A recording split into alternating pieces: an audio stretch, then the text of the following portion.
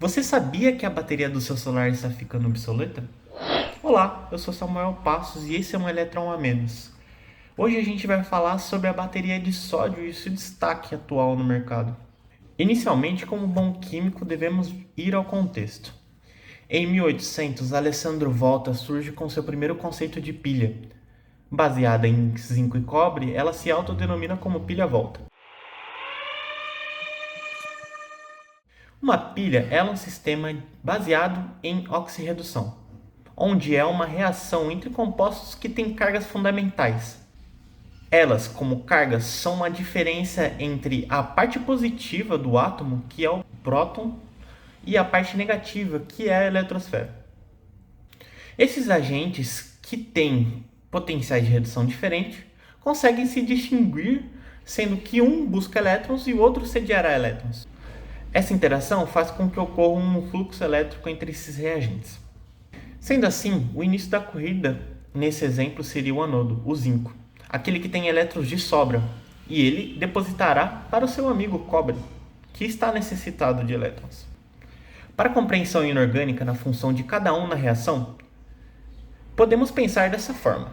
O anodo zinco, que tem elétrons sobrando, é o que vai oxidar, fazendo com que o outro reduza. Portanto, ele é o agente redutor. E o cátodo, que está carente de elétrons, é o que vai reduzir, fazendo com que o outro oxide, sendo ele o agente oxidante. De químico para químico, a gente tem a tendência a inverter os papéis para parecer um pouco mais complexo. Mas segue aí que você vai brilhar. Portanto, Alessandro Volta quis utilizar esse mecanismo baseado na movimentação de elétrons, com o auxílio de uma solução salina, servindo como um equilíbrio de carga, aonde ocorra um trânsito tranquilo entre os cátions e os ânions na solução. Como a gente pode reparar no sistema, os metais de zinco e cobre eles estão encostados um no outro e ligados por uma solução salina. Ela serve como um trânsito, então do polo positivo para o negativo, ela vai passar de cima para baixo, facilitando ali o seu trânsito. Somente em 1836, John Frederick Daniell surge com um novo sistema, onde ele se aproveita desse fluxo de elétron do Volta. Mas ele adiciona duas novas soluções, separando os metais, para que não ocorra um desgaste desnecessário entre eles. De um lado a gente tem o zinco, que fica com uma solução de sulfato de zinco, e do outro a gente tem o cobre, que fica com uma solução de sulfato de cobre. Todos eles ligados por uma ponte salina, fazendo com que ela sirva como segurança de balada, impedindo que ocorra uma depositação exagerada de cargas. Então, impede que um lado fique muito positivo e o outro fique muito negativo. Mas e aí, o que isso muda, professor? Muda tudo. Por envolver discos de metais em uma solução salina, isso faz com que ele se desgaste mais rápido e tenha muita dissipação de energia. E o Daniell, por sua vez, elimina esse contato entre os metais, fazendo com que eles não se desgastem tão rápido, aumentando a vida útil da pilha. Isso simplifica o trânsito de elétrons entre o zinco e o cobre, evitando causar uma polarização por hidrogênio, o que gera bolhas no sistema e faz com que o sistema fique obsoleto. Outras invenções tecnológicas que impulsionaram esse mercado foram a pilha de Georges Leclanc em 1866. Ele modernizou o sistema ao usar um cátodo de dióxido de manganês e um elétron inerte de grafite para a coleta de elétrons, o que baixou muito o custo, mas ele ainda era um sistema úmido e difícil de carregar usando a solução de cloreto de amônio, que é uma solução ácida. Foi só com Carl Gassner, em 1886, que surgiu a primeira pilha seca viável. Ele pegou o conceito do Leclanc e selou tudo em uma pasta, permitindo o transporte seguro. E esse é o tataravô da pilha que a gente conhece hoje, que a gente compra no mercado, na padaria, em tudo quanto é lugar. Apesar de parecer tudo certo e lindo, havia um problema. Esses aparelhos, eles solicitavam cada vez mais energia para essas pilhas, fazendo com que elas se cansassem mais rápido e diminuíssem a voltagem entregue. Portanto, em 1950, algo mudou. Em vez de se preocupar com os metais envolvidos na reação de oxirredução, mudamos as condições químicas. Em vez de algo ácido, fomos para algo alcalino. Ter um meio alcalino permitia a durabilidade da pilha, sem que vazasse e gerasse um possível problema ambiental. Lewis Urey, em 1955, aperfeiçoou a pilha e demonstrou em uma cafeteria da sua empresa, dois carrinhos de brinquedo, um com a pilha seca da época e o outro com a sua. A pilha seca da época durou minutos, enquanto a pilha dele durou horas. E o segredo disso tudo está nos recipientes. Nas pilhas ácidas, o próprio pote de zinco é reagente que se consome. Quando ela fica fina demais, o ácido vaza. Nas alcalinas, o zinco é um pó dentro de uma lata de aço que não participa da reação. Por isso elas são muito mais seguras. Dito isso, em termos de capacidade comparado com as anteriores, as alcalinas têm de 3 a 5 vezes mais capacidade de energia, sendo elas do mesmo tamanho, permitindo também uma constância na voltagem, impedindo que vá morrendo aos poucos, como é o caso da pilha seca. Apesar das ótimas qualidades, as alcalinas tradicionais elas têm um problema. As reações não são irreversíveis. Portanto, por serem baterias primárias, elas não podem ser carregadas.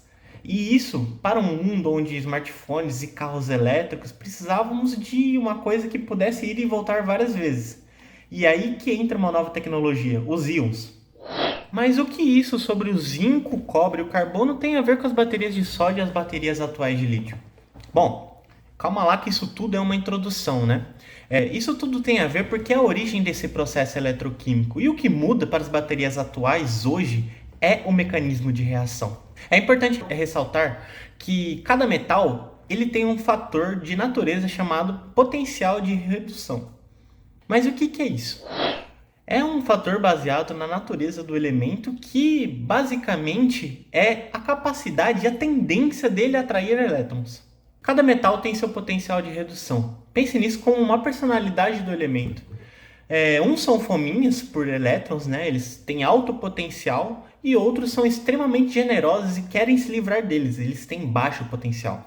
Esses valores não são chutados, eles são empíricos, medidos em laboratórios e tabelados. E por que tudo isso importa? Porque quanto maior a diferença entre o metal que doa e o que recebe, maior a DDP. E essa é a diferença que define se sua bateria vai ser um Fusquinha ou uma Ferrari, em termos de eficiência energética. Tendo em vista então que a DDP gerada pelo processo eletroquímico no sistema é a diferença entre o potencial de redução do que doa para o que recebe, a gente olha a tabela aqui e consegue reparar que os valores de potencial de redução do lítio e do sódio são um pouco parecidos, diferenciando ali um 0,30, né? Nesse quesito, podemos reparar então que a tendência de atração dos elétrons do lítio e do sódio são valores aproximados. Bom, isso tudo não é de graça. Isso ocorre porque eles fazem parte da mesma família, como vocês podem observar na tabela periódica. Então, eles compartilham de mesma afinidade química, os mesmos modos e até a própria atração por elétrons. Então, para entender o funcionamento de uma bateria de lítio, a gente tem que classificar em duas, a lítio-iodo e a lítio-íon. A lítio-iodo é uma bateria de armazenamento pequeno, geralmente a gente encontra em até itens que compramos, né, no circo, aquelas espadinhas que apresentam aqueles lasers legal. Para quem é fã de Star Wars, gosta muito. Mas também ela é presente em marca-passo, justamente por causa da resistência do revestimento. Ela se baseia, né, no lítio como um anodo e o complexo de iodo como um catodo. Ela fornece no total 2,8 volts como diferença de potencial.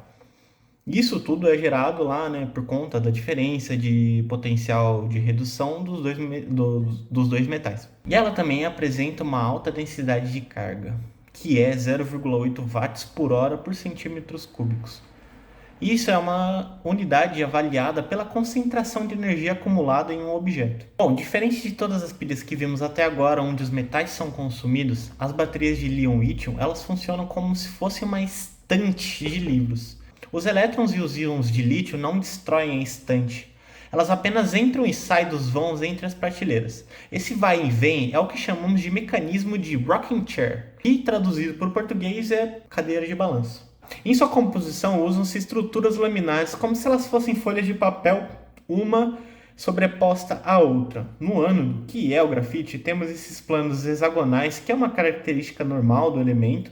Toda vez que vamos ver carbonos, né, como o caso do grafeno, a gente encontra essas estruturas hexagonais. Isso é chamado de plano basal. Bom, o lítio ele fica alojado entre essas folhas e ele não quebra essa ligação entre o carbono e o lítio. No cátodo, então, a gente tem estruturas cristalinas, né, baseadas em óxidos metálicos. E quando ocorre uma descarga elétrica, que é a utilização do telefone, você tem uma movimentação do lítio. O lítio vai do anodo para o cátodo. E isso tudo gera uma diferença de potencial, que é a utilização da bateria. Portanto, ele volta de novo para o anodo. E isso é o que a gente chama de uma reação topotática. A estrutura física estante ela permanece intacta enquanto os conteúdos, os íons, entram e saem. E para garantir que esse sistema dure anos, na primeira carga forma-se a SEI. E perdoe meu inglês, mas significa Solid Electrolyte Interface. E pense nela como uma membrana inteligente. Ela deixa o lítio passar, mas impede que o solvente da bateria frite o grafite. Com isso, por que o sódio está fazendo tanto barulho no mercado tecnológico se a bateria de lítio ela é tão eficaz assim? Bom, a extração do lítio ela é um problema ambiental severíssimo. Por quê?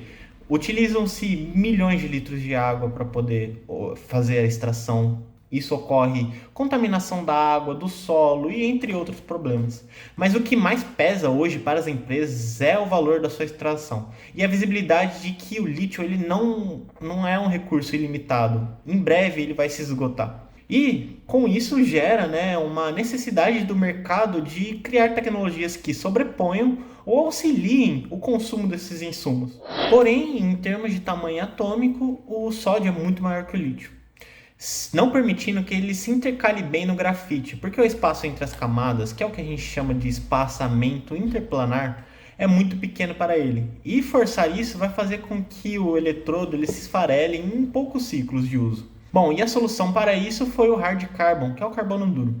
Ele é um material desorganizado estruturalmente. Isso possibilita espaços maiores entre as lâminas do material, fazendo com que o sódio consiga se mover tranquilamente sem que acabe com as folhas laminares. A fabricação do hard carbon ela tem um custo-benefício muito grande, justamente porque ele é um reaproveitado da biomassa.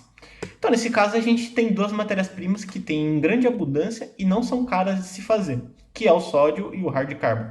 O sódio ele não reage com o alumínio, diferente do lítio. No lítio, como cátodo, a gente utiliza cobre, que é um material caro. O que viabiliza cada vez mais, né, a bateria de sódio, porque além das matérias-primas, a gente também tem o alumínio, que ele é muito mais barato para se fazer.